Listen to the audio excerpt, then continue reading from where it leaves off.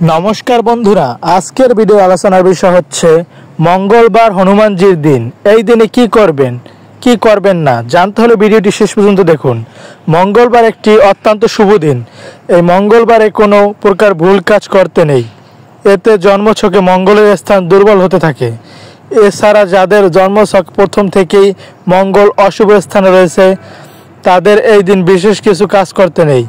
এই ক্ষেত্রে প্রথমেই বলবো, তাদের মঙ্গলবার ভুল করেও আমিষ খাবার খেতে নেই, নিরামিষ খাবার খেতে হয়। মঙ্গলবারে আমিষ খাবার খেলে সংসারে নানান প্রকার অমঙ্গল হতে পারে।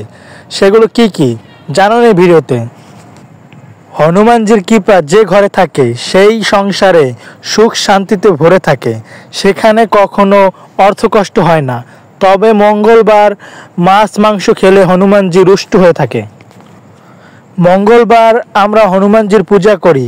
অনেকেই মনে করেন হনুমানজির পুজো করলে মনের সকল ইচ্ছা পূরণ হয়, অর্থনৈতিক দিকে উন্নত হয়।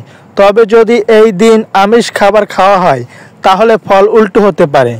জীবনে সংকট আরও বৃদ্ধি পাবে এই মঙ্গলবারে মাছ মাংস ভক্ষণ করলে। হনুমানজির পুজো করলে আত্মবিশ্বাসের সঙ্গে সঙ্গে মনের জোরও বৃদ্ধি পায়।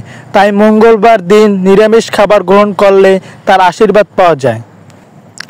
মঙ্গলবারে নিরামিষ খাবার খাওয়ার সঙ্গে সঙ্গে মেনে চলুন কয়েকটি বিশেষ উপায়। এক, যে কোনো শুভ একটা মঙ্গলবার হনুমানজির লাল পতাকা কোনো মন্দিরে দান করতে হবে। নিজের বাড়িতেও এই পতাকা লাগানো খুব শুভ।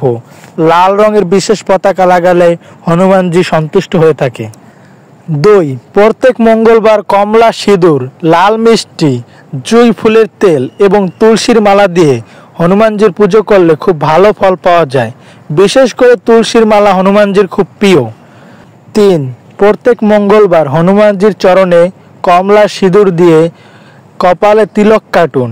এতে হনুমানজি সন্তুষ্ট হবে এবং আপনাদের জীবনকে শুভত্ব লাভ করাবে। ভিডিওটি ভালো লাগলে অবশ্যই লাইক, কমেন্ট, শেয়ার করবেন। নতুন নতুন ভিডিও পেতে অবশ্যই চ্যানেলটি সাবস্ক্রাইব করবেন। ধন্যবাদ বন্ধুরা।